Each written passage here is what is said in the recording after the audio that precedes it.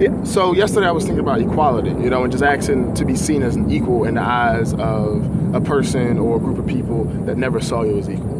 So, a quick example is if you have a coworker and they never believed you were as good as them or up to par for the job, no matter how much work you put in, you may not convince that person that you're equal. Now, sometimes you may, right? You may end up really winning this guy over or this girl over, and they say, you know what, I was wrong about you.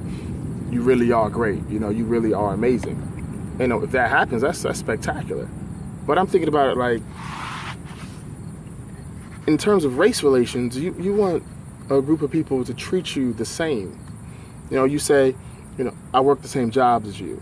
I breathe the same air as you. I drink the same water as you. I eat the same food as you. I drive the same cars as you. I go to the same schools as you. I even believe in the same God as you. See me as equal. But you want somebody to, you want someone to see you as equal when the foundation of this foundation of this country was based on you being property, and then the only time you were considered a person was when you were considered 3/5 of a person because votes were necessary. Then after that, you're free, but you can only do what we want you to do. So you're free-ish, well, you're not free.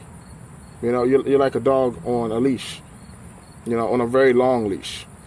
You have the illusion of freedom where you think I have all this, this freedom to do whatever I want. But at any point in time, the master can tug back on the leash and bring you back.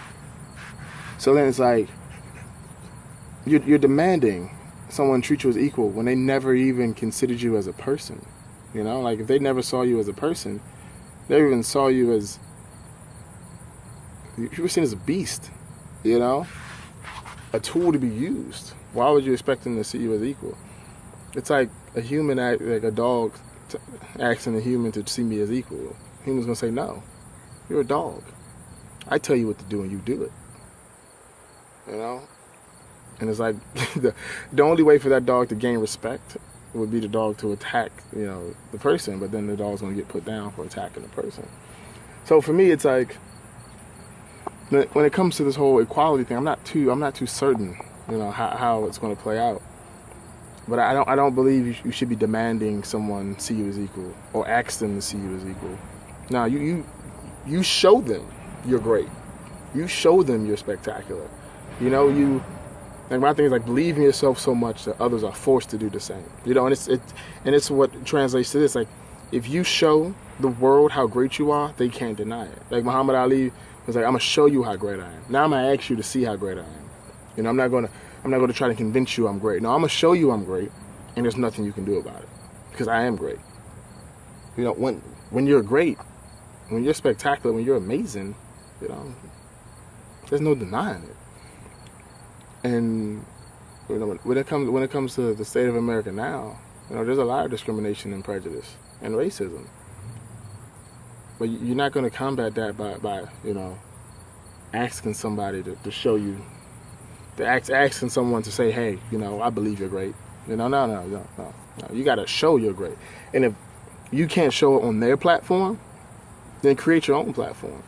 Like I'm a huge fan of group economics. It's like if all your money's going to the people that treat you badly, then why should they treat you well? Because they're treating you bad and they're still getting what they want from you. So my thing is, no.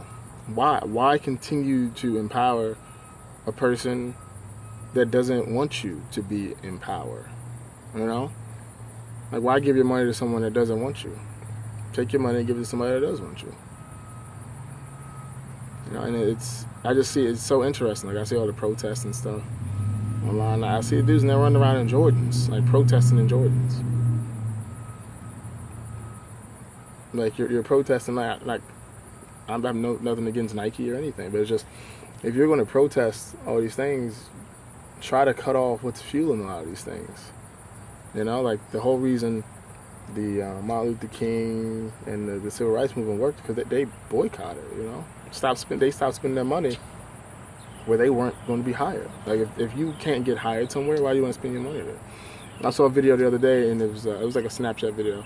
These girls were talking about how they couldn't get into a club.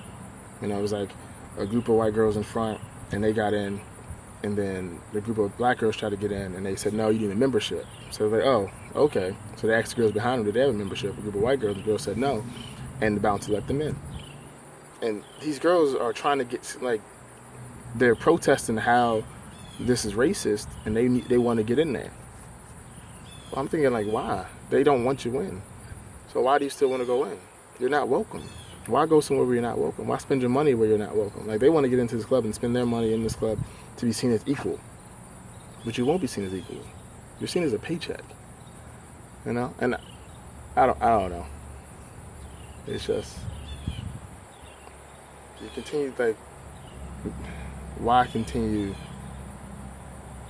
to beg someone to treat you right if they never wanted to treat you right in the first place? You know, if I'm dating a girl and she treats me like trash from the very beginning, I can't expect her to treat me better. You know, that's what I agreed to when we first got together.